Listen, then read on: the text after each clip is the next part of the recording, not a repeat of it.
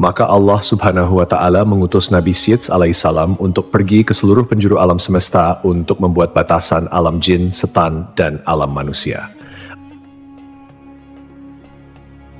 Assalamualaikum warahmatullahi wabarakatuh. Sahabat yang dirahmati Allah, jin adalah makhluk gaib yang tidak kasat mata. Mereka bisa melihat manusia, tapi tidak sebaliknya. Namun ada yang mengatakan kalau dulu manusia ternyata bisa melihat jin. Seandainya bukan karena Nabi Syeds, manusia sampai sekarang bahkan masih bisa melihatnya. Benarkah dulunya manusia bisa melihat jin? Mengapa hal ini dikaitkan dengan Nabi Syeds? Tonton dan simak video ini hingga akhir agar tidak ada kesalahpahaman dalam memahami isi cerita. Nabi Syeds adalah salah satu nabi utusan Allah Subhanahu wa Ta'ala.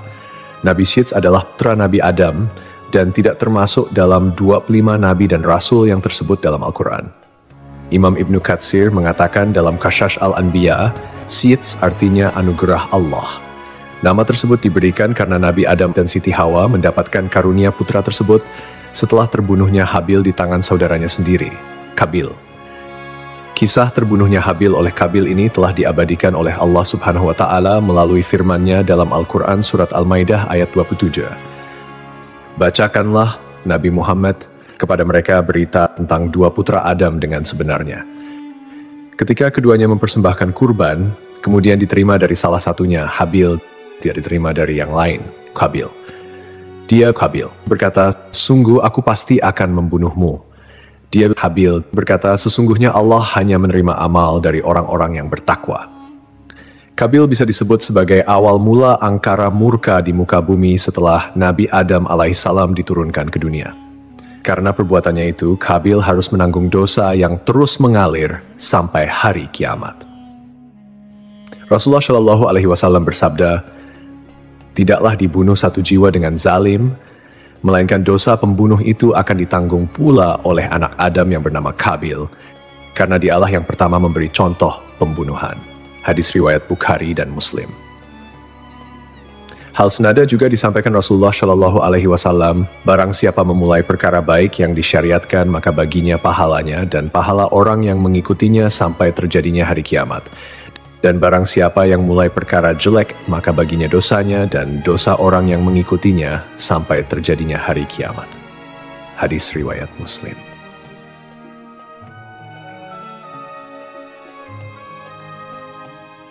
Dikisahkan setelah Nabi Adam alaihissalam mengetahui Habil terbunuh, Nabi Adam sangat bersedih dalam waktu yang lama. Maka Allah Subhanahu wa Ta'ala berfirman kepadanya, hai Adam, sampai kapan tangisan dan kesedihan ini? Sesungguhnya aku akan memberikan pengganti dari anak itu untukmu dengan anak yang terpercaya dan akan menjadi seorang nabi.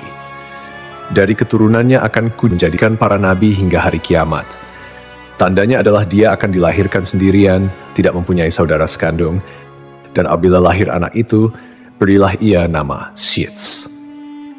Seperti yang kita ketahui bahwa sebelumnya, setiap kali melahirkan, Hawa selalu melahirkan anak kembar. Namun, kelahiran Nabi Syeds tidak memiliki saudara kembar. Ketika Hawa mengandung Nabi Syeds, kandungannya tidak terasa berat, dan Hawa melahirkannya tanpa bersusah payah. Tajlang Rudi mengatakan dalam buku Akhlak Para Nabi bahwa Syeds lahir 5 tahun setelah Habil dibunuh oleh Qabil. Dalam kitab Qasas Al-Anbiya, sebagaimana diceritakan oleh Salim Umar Alatas, disebutkan bahwa Nabi Adam sempat menderita sakit selama 11 hari sebelum wafat. Saat masih sakit, Nabi Adam berwasiat kepada Syeds untuk meneruskan wasilah kenabian. Syeds menerima beberapa wasiat dari ayahnya, termasuk perintah untuk memerangi Qabil yang durjana. Nabi Adam juga memberitahukan kepada Syeds tentang akan terjadinya topan dan kehancuran alam. Selain itu, diajarkan pula kepadanya tentang waktu-waktu ibadah dalam sehari semalam. Dikeluarkan juga seutas tali dari sutra yang memuat gambaran tentang para nabi dan orang-orang yang akan menguasai dunia. Tali tersebut diturunkan kepada Adam dari surga dan diberikannya kepada Syeds untuk dilipat dan disimpan di dalam tabut, sejenis peti yang harus terkunci. Adam lalu mencabut beberapa lembar rambut dari janggutnya dan meletakkannya ke dalam tabut sambil berkata, hai anakku, ambillah rambut-rambut ini dan bawalah bersamamu ketika menghadapi urusan yang penting. Rambut-rambut ini akan membantumu mengalahkan musuh selama masih ada bersamamu. Apabila engkau melihat rambut-rambut tersebut memutih, maka ketahuilah bahwa ajalmu telah dekat dan engkau akan meninggal pada tahun itu. Kemudian Nabi Adam mencopot cincinnya dan memberikannya kepada Syed serta menyerahkan tabut dan suhuf yang telah diturunkan kepadanya. Adam berkata, "Wahai anakku, perangilah saudaramu Kabil, sesungguhnya Allah akan menolongmu untuk mengalahkannya." Perlu kita ketahui, kejahatan Kabil bukan hanya membunuh saudaranya Habil, tetapi Kabil tidak mengikuti syariat yang dibawa Nabi Adam dan membebaskan anak keturunannya melakukan maksiat. Tidak ada batasan antara laki-laki dan perempuan, hingga dari keturunan Kabil lah muncul alat musik yang dipakai untuk mengiringi tarian yang semakin melewati batas. Mereka terjerembab kepada budaya dan gaya hidup tanpa hijab dan aurat. Maka terjadilah perlakuan-perlakuan layaknya binatang. Tidak ada budaya malu, yang ada adalah perasaan bangga tatkala mampu melakukan hal yang tidak biasa. Jiwa mereka terpenjara dalam buayan hasrat untuk mendapatkan kepuasan. Para ulama mengatakan bahwa inilah saat awal mulanya zina. Demikianlah wasiat terakhir yang disampaikan oleh Adam kepada anaknya Syed. Diriwayatkan semenjak Adam diturunkan ke bumi, dia hidup berumur 1000 tahun. Wahab bin Munabbih mengatakan, ketika Adam meninggal, Syed telah berusia 400 tahun. Dia telah diberi tabut, tali, pedang, dan kudanya yang bernama Maimun yang telah diturunkan kepadanya dari surga. Apabila kuda itu meringkik, semua binatang yang melata di bumi menyambutnya dengan tasbih. Syed telah diwasiati untuk memerangi saudaranya, Kabil. Dia pergi untuk memerangi Kabil, dan akhirnya perang itu pun berkecamuk. Itulah perang pertama yang terjadi antara anak-anak Adam di muka bumi. Dalam peperangan itu, Syed memperoleh kemenangan dan dia menawan Kabil. Kabil sebagai tawanan berkata, "Wahai Syed, jagalah persaudaraan di antara kita." Lalu Syed menjawab, "Lalu kenapa kau tidak menjaganya? Engkau telah membunuh saudaramu, Habil." Jawaban Syed pun sangat logis dan penuh dengan pertanyaan moral. Kenapa kau tidak menjaganya? Pertanyaan yang menyinggung kontradiksi antara kata-kata dan tindakan Kabil.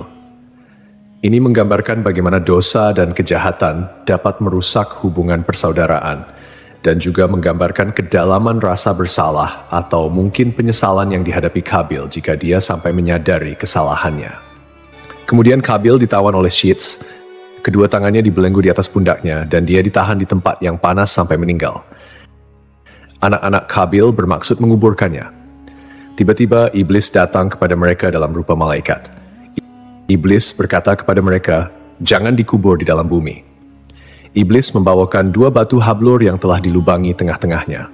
Dia menyuruh mereka memasukkan Kabil ke dalam ruang antara 2 batu hablur itu, memakaikannya pakaian terindah dan meminyakinya dengan ramuan-ramuan tertentu, sehingga dia tidak akan mengering. Lalu iblis menyuruh mereka menyimpannya di sebuah rumah, diletakkan di atas kursi yang terbuat dari emas dan memerintahkan kepada setiap orang yang masuk ke rumah itu untuk bersujud kepadanya sebanyak 3 kali. Iblis memerintahkan kepada mereka untuk merayakan upacara setiap tahun untuknya dan berkumpul di sekitarnya. Kemudian iblis mewakilkan urusan ini kepada setan. Setan itulah yang kemudian berkomunikasi dengan mereka sehingga manusia terus-menerus sujud kepada Kabil. Sementara Syed, setelah dia menunaikan tugasnya memerangi Kabil, pulang ke negeri Hindi, India, Syed terus melanjutkan tugasnya sebagai nabi dan pemimpin spiritual keturunan Adam yang taat kepada Allah. Nabi Syed dipercaya melanjutkan dakwahnya untuk mengajarkan tauhid dan hukum-hukum Allah kepada manusia. Setelah kepergian Nabi Adam dan Hawa, Allah menurunkan 50 sahifah kepada Nabi Syed. Dialah orang pertama yang mengeluarkan kata-kata hikmah. Dialah yang pertama kali melakukan transaksi dengan emas dan perak. Dan orang pertama yang memperkenalkan jual beli, membuat timbangan dan takaran. Dan dialah orang pertama yang menggali barang tambang dari dalam bumi. Mengenai kisah Nabi Syed memisahkan alam manusia dengan alam jin seperti yang dikatakan bahwa Syed mendapatkan tugas dari Allah. Ia mendapat mandat meneruskan wasilah kenabian. Nabi Adam juga sempat mengingatkan Syed untuk menjaga kerahasiaan mandat tersebut agar tidak sampai diketahui oleh putranya yang pendengki, Kabil. Salah satu tugasnya adalah membuat batas antara alam manusia dan jin. Sebelum Syed bertugas, dahulu masih bisa dilihat jin atau syaitan yang berkeliaran. Jarak mereka dengan manusia tidak ada. Belakangan, Adam telah diperlihatkan jumlah manusia, angka keturunannya yang bertambah. Kemudian Nabi Adam AS berdoa semoga ada di antara anaknya yang melanjutkan risalah. Kemudian terpilihlah di antara anaknya yakni Sits menjadi orang yang menutup pandangan manusia melihat jin. Pada saat itu tidak ada batasan dunia antara jin dan manusia. Dan hal tersebut menjadikan manusia bisa melihat jin yang sedang beraktivitas layaknya manusia. Akan tetapi, berkat doa dari Nabi Sits, salah satu anak Nabi Adam manusia kini tidak bisa lagi melihat jin dan memisahkan antara dunia jin dan manusia. Kisah tersebut perlu dikaji lebih mendalam mengenai sumber-sumber yang syahih yang dapat dipercaya. Tidak ada riwayat atau kisah spesifik yang secara langsung menghubungkan beliau dengan peristiwa ini. Dalam Islam, jin adalah makhluk gaib yang diciptakan oleh Allah dari api tanpa asap, dan mereka memiliki dunia mereka sendiri yang berbeda dengan manusia. Tidak ada keterangan yang sahih yang menjelaskan bahwa ada masa tertentu di mana manusia bisa melihat jin secara umum dan kemudian kemampuan itu hilang. Pada dasarnya, manusia memang diciptakan dengan keterbatasan dalam hal penglihatan terhadap makhluk gaib seperti jin. Hal ini adalah bagian dari ujian di dunia, di mana manusia harus beriman kepada yang gaib, tak terlihat, termasuk keberadaan jin, malaikat, dan hal-hal yang tidak tampak oleh mata. Dalam ajaran Islam, manusia bisa melihat jin hanya jika Allah menghendakinya, misalnya melalui kejadian-kejadian tertentu atau sihir yang dilarang. Namun, ini bukanlah sesuatu yang umum atau diceritakan secara spesifik dalam sejarah Nabi Sits. Wallahu a'lam bishawab. Hanya Allah yang mengetahui kebenaran yang sesungguhnya.